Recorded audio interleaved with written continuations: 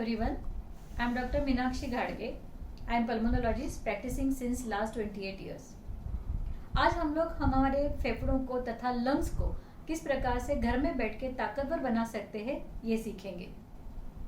ये सब्जेक्ट के बारे में हम पहले इतनी चर्चा नहीं करते थे, लेकिन जब से हमें पता चला है कि कोरोना सबसे पहले लंग्स को अटैक करता है, हमला करता है, तब से ये चीज़ों का महत्व बहुत ज़्यादा बढ़ गया है और हम सब लोग इसके बारे में ज़्यादा बात और चर्चा कर रहे हैं। तो मैं भी चाहती हूँ कि मैं भी आपको सिखाऊं कि किस प्रकार से हम लोग घर में बैठ के लंग्स को ताकतवर बना सकते हैं।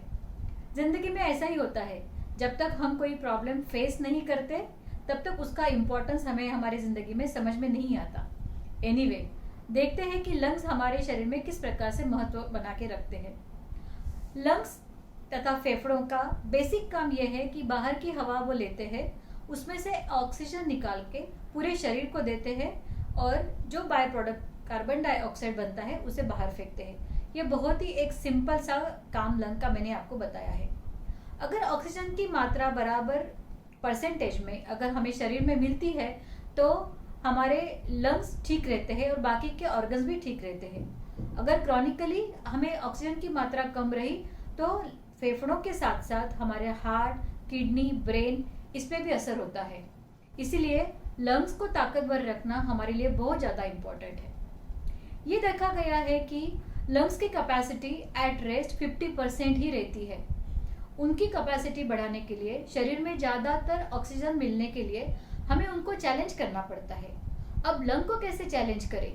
तो लंग को हम लोग इंटेंस एक्सरसाइज, फिजिकल एक्टिविटी और कुछ ब्रीदिंग एक्सरसाइज के साथ में उसको चैलेंज कर सकते हैं। तो ऑक्सीजन की मात्रा हमें शरीर में ज़्यादा से ज़्यादा मिलने में मदद होती है। तो सबसे पहले ब्रीदिंग एक्सरसाइज के बारे में सीखते हैं। पहला ब्रीदिंग एक्सरसाइज है, उसको बोलते हैं डायफ्रामेटिक ब्रीदिंग। ये सिखाने के पहले मुझे आपको ये बताना है कि डायफ्राम क्या होता है। डायफ्राम ये एक मसल है, इसका शेप डोम शेप रहता है और ये रेस्पिरेटरी सिस्टम और एब्डोमिनल कैविटी इसको सेपरेट करता है। तो जैसे कि हम लोग हवा अंदर लेते हैं यानी कि इनहेल करते हैं, ये मसल कॉन्ट्रैक्ट होता है और लंग्स को ज़्यादा से ज़्यादा एक्सपांड करने में मदद करता है।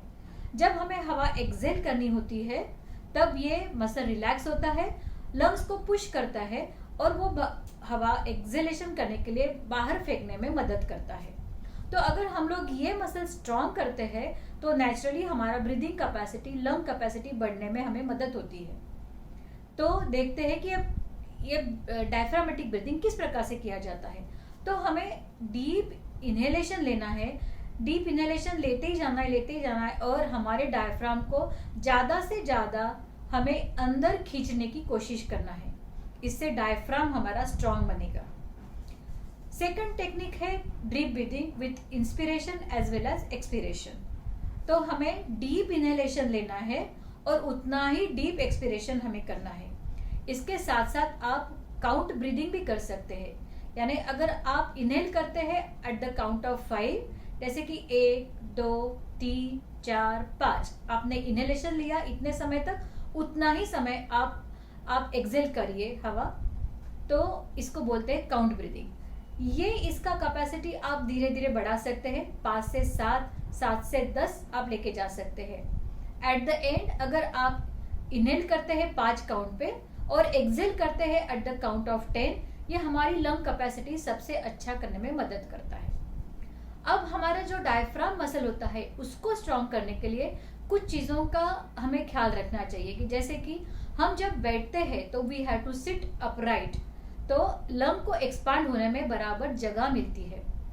डायफ्राम को स्ट्रॉन्ग रखने में कुछ एक्सरसाइज किए जाते हैं, जैसे कि हम कोई रॉड को लटक सकते हैं। We can reach up head, यानी कि जिसको योगा में हम लोग ताड़ासन बोलते हैं। खड़ा होके आप पैरों से लेके हाथ तक आप पूरा you try to reach out the roof, तो इससे हमारे डायफ्राम को एक्सरसाइज मिलता है। हंसना यानी laughing is the best exercise to increase lung capacity.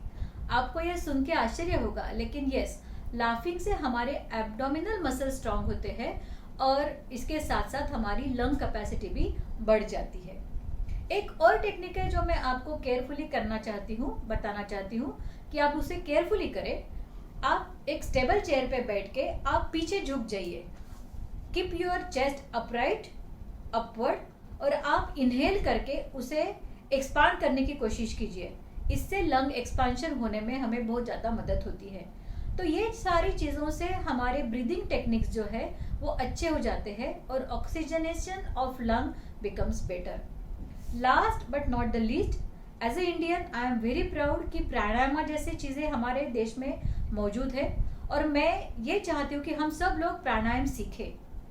प्राणायाम पे इतना ज़्यादा साइंटिफिक स्टडी नहीं हो पाया है, लेकिन मेरे 30 साल के अनुभव में मैंने ये देखा है कि जो पेशेंट्स, जो व्यक्ति प्राणायाम करते हैं रेगुलरली, उनमें लंग इम्यूनिटी ज़्यादा होती है, उनमें लंग इन्फेक्शंस कम होते हैं और कोई भी डिसीज फाइट करने की ताकत उनमें ज़्यादा होती है।